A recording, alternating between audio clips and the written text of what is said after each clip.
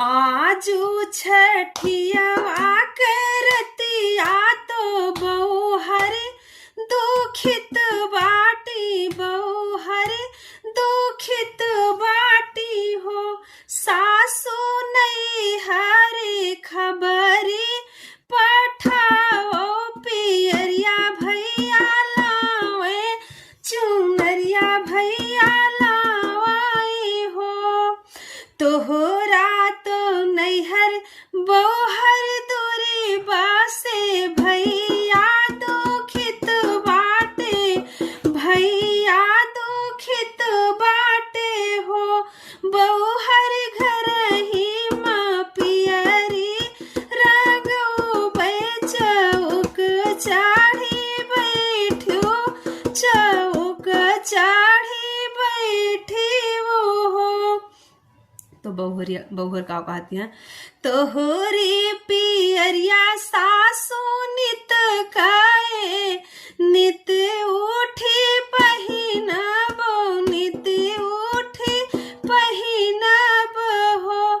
सासू भैया के पियरिया शोभिन के चौक चाढ़ी बैठब, चौक चाढ़ी बैठब हो। तो ससुर का कहती हैं, तोहरा तो नैहर बौहर दूरी बासे, भैया दुखित बाटे, भैया दुखित बाटे हो। हमरा तो नैहर सासू दूरी बासे, भैया दुखित बाटे, भैया दुखित बाटे हो।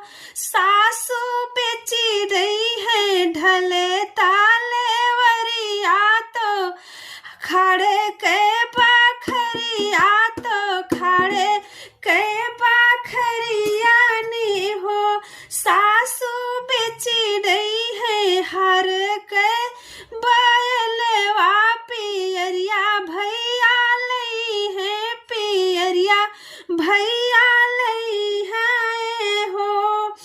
बीती गए दिन दोपहरिया, तो जुनिया लावट गई, जुनिया लावट गई हो। झाँक हो